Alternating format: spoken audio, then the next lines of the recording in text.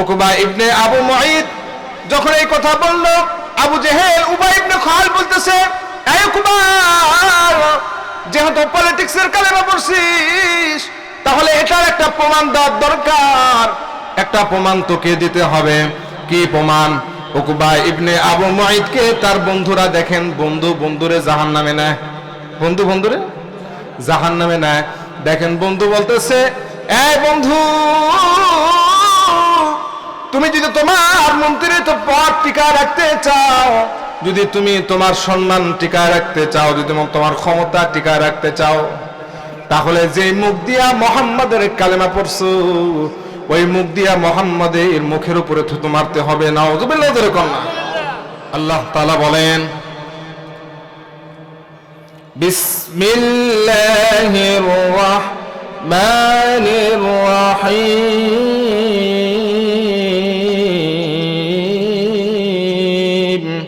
আল্লাহু আকবার। ওয়া ইয়াউমা ইয়া'আদ্দু الظالم على يديه يقول يا ليتني اتخذت مع الرسول سبيلا।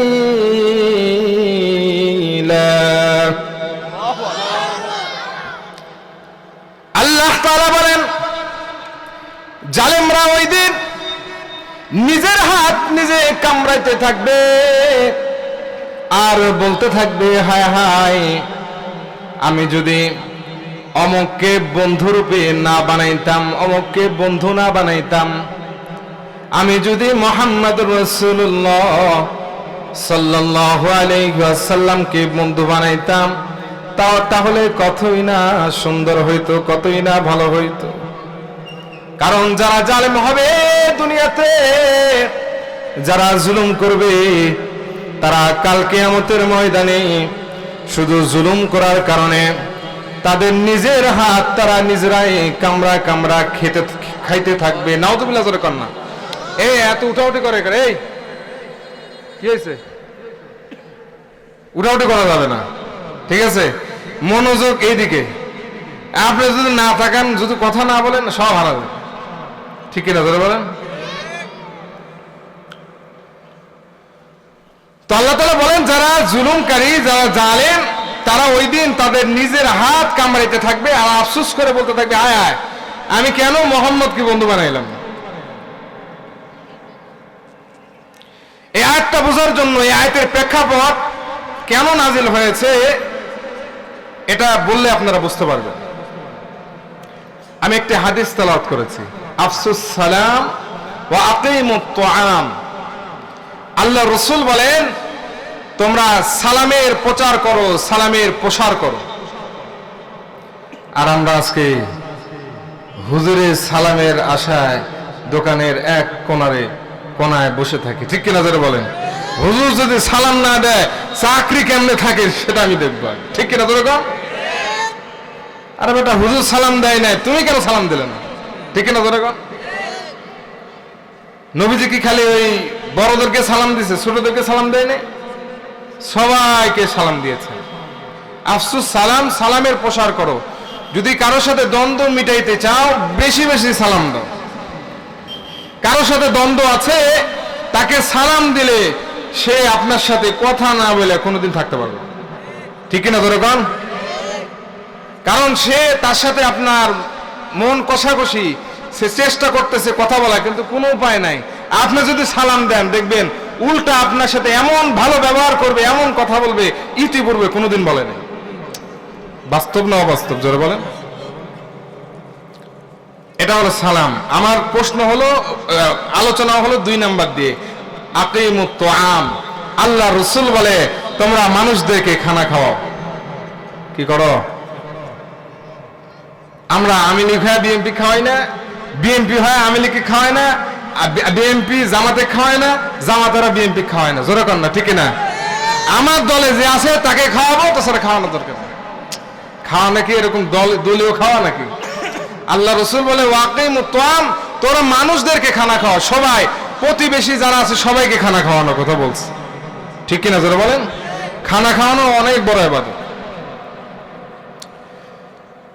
তো এই খানা খাওয়ানো এটা কাফেরদের ভিতরে আগে প্রচলন ছিল, তারা খানা খাওয়াইত। তো মক্কা একজন কাফের ছিল উকবা ইবনে আবু মুঈত। কি নাম বললাম? জোরে বলেন না। এই উকবা ইবনে আবু মুঈত আল্লাহ রসুলকে এমন কষ্ট দিয়েছে, আল্লাহ রসুল যখন নামাজে যেতেন, আল্লাহ রসুলের এই চেহারার উপরে, আল্লাহ রসুলের পিঠের উপরে উটের নারী ভুড়িগুলো চাপায় দিত এই উকবা ইবনে আবু মুঈত, নাউজুবিল্লাহ করেন। এবং আল্লাহ রসুলের গলায় গামছা বেঁধে টানা হেঁচড়া করতো এই উকবা ইবনে আবু মুঈত। এত বড় কাফের, আল্লাহ রসুলকে অনেক কষ্ট দিয়েছে উকবা ইবনে আবু মুঈত। কিন্তু তারপরও এই উকবা ইবনে আবু মুঈতের ভিতরে কিছু ভালো গুণ ছিল।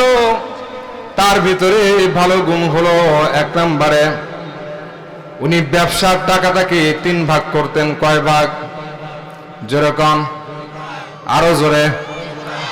3 ভাগের ভিতরে 1 ভাগ মানুষদেরকে খানা খাওয়াইতেন, আরেক ভাগ নিজে খরচের জন্য রাখতেন, আরেক ভাগ নিজের ব্যবসার কাজে লাগাইতেন। তো উকবা ইবনে আবু মুঈত মদিনার ভিতরে, মক্কার ভিতরে উনি চিন্তা করলো, আমি মক্কার ভিতরে একজন ভালো মানুষকে খানা খাওয়াবো। তো পুরা মক্কা খুঁজে উকবা ইবনে আবু মুঈত মুহাম্মদুর রাসূলুল্লাহ সাল্লাল্লাহু আলাইহি ওয়াসাল্লামের চাইতে ভালো মানুষ মক্কায় আর একটাও খুঁজে পায় নাই। সুবহানাল্লাহ দরকার না। তে উকবা ইবনে আবু মুঈত উনি চিন্তা করলো, আমি আমার এই লাভের টাকাটা ভালো একজন মানুষকে খাওয়াবো। তো পুরা মক্কা খুঁজে উকবা ইবনে আবু মুঈত আল্লাহর রাসূলকে ব্যতীত আর কাউকে পাইলেন না যে এই লাভের টাকাটা অন্য কাউকে খাওয়াবেন। তো আল্লাহর রাসূলকে গিয়ে বলতেছে, ওগো মুহাম্মদ, আমি আমার লাভের টাকাটা আমি তোমাকে খাওয়াইতে চাই, তোমাকে এক বেলা দাওয়াত দিয়ে খাওয়াইতে চাই। তুমি এবং তোমার সাথী সঙ্গী যারা আছে তাদেরকে খাওয়াবো। এ মুহাম্মদ, আমি তোমার এবং তোমার সাথীদেরকে এক বেলা দাওয়াত খাওয়াইতে চাই, এক বেলা একটু খানা খাওয়াইতে চাই। মুহাম্মদ রাসূলুল্লাহ সাল্লাল্লাহু আলাইহি ওয়াসাল্লামকে বললেন, এ মুহাম্মদ, আমি লাভের টাকাটা তোমাদেরকে খাওয়াইতে চাই, আগামীকাল তোমাদের দাওয়াত। তো আল্লাহ রাসূল পরের দিন সাহাবীদেরকে নিয়ে উকবা ইবনে আবু মুঈতের বাড়িতে চলে গেলেন দাওয়াত খাওয়ার জন্য। দুপুর বেলা। কোন বেলা?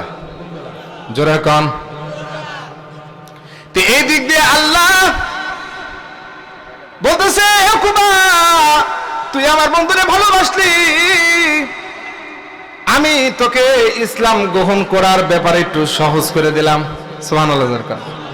কারণ আমার বন্ধুরে ভালোবাসলি, আমি তোরে একটু ইসলামের ভিতরে নিয়ে আসি। তে আল্লাহ রসুলের ভিতরে আল্লাহ তাআলা ঢেলে দিলেন, এ হাবিব, তার সাথে সম্পর্ক তো আপনার ইমানদারের সম্পর্ক না, তার সাথে সম্পর্ক তো মুসলমানের সম্পর্ক না। আপনি তার বাড়িতে খানা খায়েন না, যতক্ষণ না সে মুসলমান না হবে ততক্ষণ পর্যন্ত আপনি তার বাড়িতে খানা খায়েন না। তো আল্লাহ রাসূল উকবা ইবনে আবু মুঈতকে বলতেছে, এই উকবা, তোর সাথে আমার সাথে সম্পর্ক হলো ইমানদারের সম্পর্ক থাকবে, তোর সাথে আমার সম্পর্ক থাকবে মুসলমানের সম্পর্ক, তোর সাথে আমার সাথে সম্পর্ক থাকবে মুসলমানের সম্পর্ক, ইমানদারের সম্পর্ক, পেট পূজারি সম্পর্ক আমি মুহাম্মদ তোমার সাথে রাখতে চাই না। সুবহানাল্লাহ দরকার না। তো উকবা ইবনে আবু মুঈত বলতেছে, ওগো মুহাম্মদ, এটা কি কোনো বিষয় হইল? শুধু তো মুসলমান হওয়ার জন্য বললেন, এটা তো কোনো বিষয় নয়। যান যান, আমি আপনার হাতে কালেমা পড়ে মুসলমান হয়ে গেলাম। সাথে সাথে উকুবা ইবনে আবু মুঈত আল্লাহর রাসূলকে বলতেছে, লা ইলাহা ইল্লাল্লাহ ওয়া আন্নাকা রাসূলুল্লাহ। সুবহানাল্লাহ, জোরে কোন না। ও আল্লাহর নবী, আমি আপনার হাতে হাত দিয়ে মুসলমান হয়ে গেলাম। ওগো আল্লাহর নবী, আপনি পেট ভরে আপনি আমার বাড়িতে খানা খান। তো আল্লাহর নবী যেহেতু এখন সাহাবী হয়ে গেছে, আল্লাহ রাসূল পেট ভরে খানা খাইছেন, আল্লাহ রাসূল তৃপ্তি সহকারে খানা খাইছেন, কারণ এটা হলো সাহাবীর বাড়ি। এই জন্য আল্লাহ রাসূল তৃপ্তি সহকারে খানা খেয়ে উকুবা ইবনে আবু মুঈতকে রেখে যখন আল্লাহ রাসূল বাড়িতে চলে গেলেন, এই দিক দিয়া সাংবাদিকেরা এলান করে দিল, কিছু সাংবাদিক আছে না, এদিক দিয়া সাংবাদিকেরা এলান করে দিল যে নেতা মুসলমান, গরম খবর, গরম খবর। এমন খবর, এমন সাংবাদিক আমাদের দেশে আছে না নাই? খবর বের হতে না হতে প্রচার শুরু করে, সত্য কি মিথ্যা এটা দেখার কায়দা বুদ্ধিও তাদের নাই। এই দিক দিয়া মক্কার যে সমস্ত মিডিয়া ব্যক্তিত্ব যারা সাংবাদিকের কাজ করে, তারা বলতেছে গরম খবর, গরম খবর, নেতা মুসলমান, নেতা মুসলমান। কে মুসলমান? বলে উকুবা ইবনে আবু মুঈত কালেমা পড়ে মুসলমান হয়ে গেছে। এদিক দিয়ে উকবা ইবনে আবু মুঈতের বন্ধু তো আবু জেহেল, উবাই ইবনে খালফ, উমাইয়া, যিনি এই হযরত বেলালের মনিব ছিল। উবাই ইবনে খালফ তাকে ডাক দিয়ে বলতেছে, এই উকবা, তুমি মুসলমান হইলা কিন্তু আমারে একটা কথা বললা না, তোমার সাথে আমার সাথে এত সম্পর্ক, মদের বোতল আনলে দুইটা নিয়ে আসি, একটা তোমারে দেই, একটা আমি নিজে খাই। চান্দা তুললে তোমার অর্ধেক দেই, আমি অর্ধেক নেই। তোমার সাথে আমার সাথে এত সম্পর্ক, বন্ধু তুমি মুসলমান হইলা, একটা কথাও বললা না, আজ থেকে তোমার মন্ত্রিত্ব পদ বাতিল করে দিলাম। তো এই কথা বলার সাথে সাথে উকবা ইবনে আবু মুঈত বলতেছে, কত বড় কপাল পোড়া হলে এই কথা বলতে পারে। উকবা ইবনে আবু মুঈত বলতেছে, আরে না না, আমি কিসের কালেমা পড়ছি?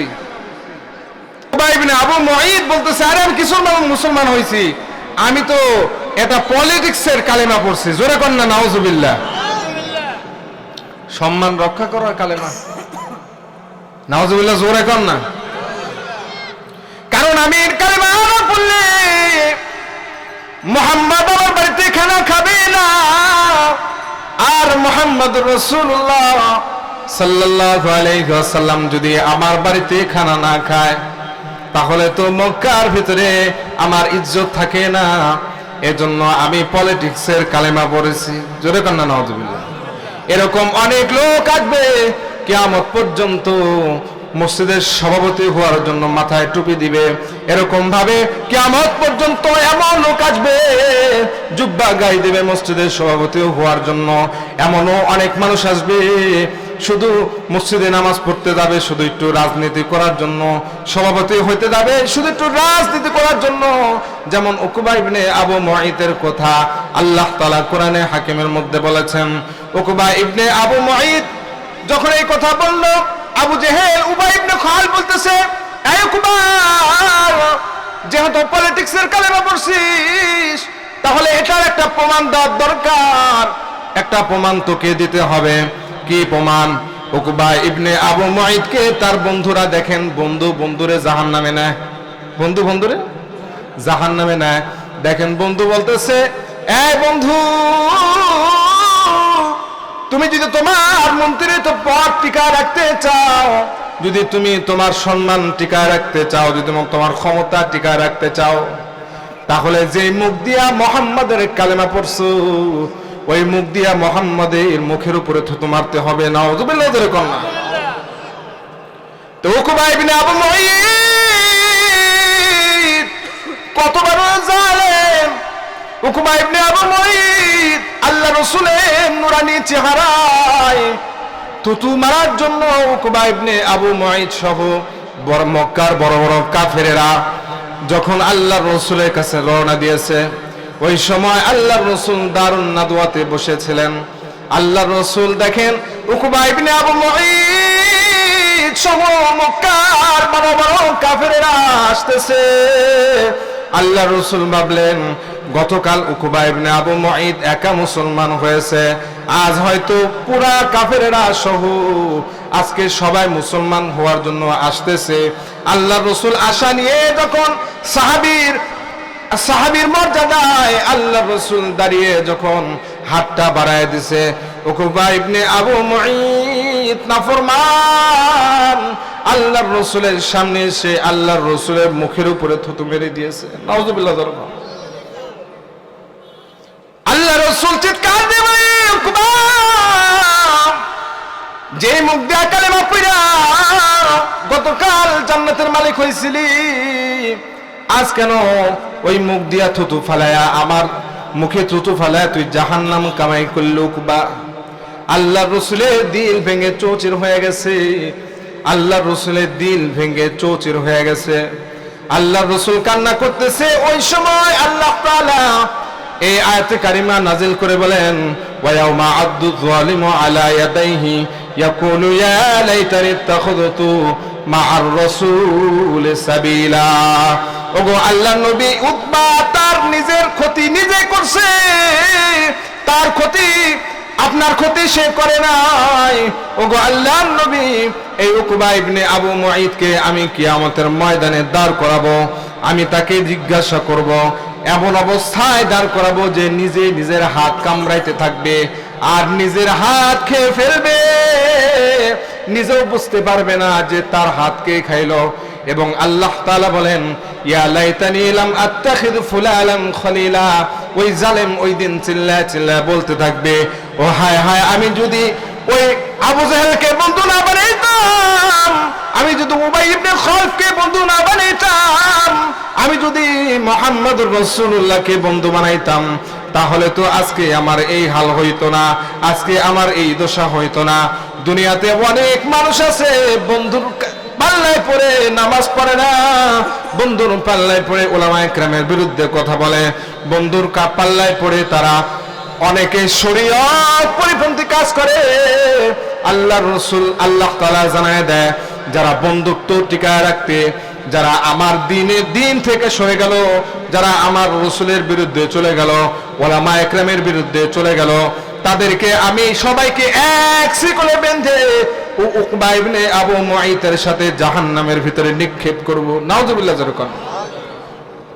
দেখেন উকবা ইবনে আবু মুঈত শুধু বন্ধুত্ব টিকায় রাখতে গিয়া আল্লাহ রাসূলের বিরুদ্ধে চলে গেছে। অনেক মানুষ বলবে, হায় হায়, আমার বাড়িতে তো রাসূল চলে গিয়েছিল, হায় হায়, আমার বাড়িতে তো উলামায়ে কেরাম চলে গিয়েছিল, আমার বাড়িতে তো কোরআন চলে গিয়েছিল, কিন্তু আমি বন্ধুত্ব টিকায় রাখতে গিয়া আমি তো কোরআনকে ছেড়ে দিয়েছি, উলামায়ে কেরামকে তো ছেড়ে দিয়েছি। আজ আমরা জাহান্নামের দিকে এমন ভাবে দৌড়াইতেছি, জাহান্নামের দিকে এমন ভাবে পঙ্গপালের মতো আমরা দৌড়াইতেছি, হায় হায় হায়, আল্লাহ রাসূল যদি দেখতো আফসোস করে কাঁদতে কাঁদতে শেষ হয়ে যেত। মানুষ জাহান্নামের দিকে এমন ভাবে দৌড়াচ্ছে, কল্পনাধীন, কল্পনা করা যায় না যে মানুষ জাহান্নামের দিকে কেমন ভাবে দৌড়াচ্ছে। আমি এই কথা বারবারে বলি যে জান্নাত কামাই করা সহজ, জান্নাত বোঝা কঠিন। দুনিয়া কামাই করা সহজ, কঠিন, কিন্তু দুনিয়া বোঝা অনেক সহজ। এই করব সেই করব, কিন্তু দুনিয়া কামাই করতে গেলে পিঠের চামড়া উঠে যায়, ঠিক কিনা জোরে বলেন? চিটারি বাটপারি যত কিছু আছে সব করতে হয়, কিন্তু জান্নাত কামাই করতে অত কিছু করতে হয় না। আমি কথা বারে কেন বলি জানেন? যেন আপনারা একটু আমলদার হন, আপনারা একটু জান্নাতমুখী হন, আপনারা একটু আমল করতে পারেন। এই জন্য বারে এক কথা বারবারই বলি যে একবার সুবহানাল্লাহ বলার কারণে একটা মানুষ জান্নাতে যাবে। সুবহানাল্লাহ জোরে কর না। আল্লাহর রাসূল বলছেন, কেউ যদি আল্লাহকে খুশি করার জন্য দুনিয়ায় বসে দুনিয়ার হায়াতে, কারণ দুনিয়ার হায়াত হলো ইবাদতের হায়াত। কিসের হায়াত জোরে বলেন? আল্লাহ তাআলা বলেন, আল্লাযী খালাকাল মাউতা ওয়াল হায়াতা লিয়াবলুয়াকুম আইয়ুকুম আহসানু আমালা। আল্লাহু আকবার। আল্লাহ তাআলা বলেন, আমি বান্দাদেরকে মৃত্যু দিয়েছি এবং হায়াত দিয়েছি এই জন্য কে কত সুন্দর আমল করে আমি আল্লাহ তাআলার কাছে আসতে পারে, এই জন্য আমি আল্লাহ তাআলা তাদেরকে হায়াত দান করেছি। হায়াতে শুধু সুন্দর আমলই কাজে আসবে। তা আল্লাহ রাসূল বলছেন, কেউ যদি দুনিয়ার হায়াতে বসে একবার সুবহানাল্লাহ বলে, আল্লাহ তাআলা আসমান এবং জমিনের মাঝামাঝি অবস্থায় যতটুকু ফাঁকা জায়গা আছে, আল্লাহ তাআলা এই ফাঁকা জায়গাটুকু একবার সুবহানাল্লাহ বললে ওনার আমলনামায় আল্লাহ তাআলা এই পরিমাণ সওয়াব লিখে দেয়। সুবহানাল্লাহ। শুধু তাই নয়, কেউ যদি একবার সুবহানাল্লাহ বলে তাহলে জান্নাতে একটা আল্লাহ গাছ দেয়, যে গাছ এত বড় হয় যে দ্রুতগামী একটা ঘোড়া যদি 500 বছর দৌড়ায় এরপরও এর ছায়া শেষ করতে পারবে না। আল্লাহ রাসূল বলেন, শুধু তাই নয়, কেউ যদি শুধু নিয়ত করে সুবহানাল্লাহ, আল্লাহ জান্নাতে আপেলের গাছ দেন, সুবহানাল্লাহ, আল্লাহ আপেলের গাছ দেন, শুধু সুবহানাল্লাহ বলবে আর নিয়ত করবে, আল্লাহ তাআলা তার আমল নামায় আল্লাহ তাআলা জান্নাতের ভিতরে তাকে আল্লাহ তাআলা গাছ দান করে দিবে। সুবহানাল্লাহ।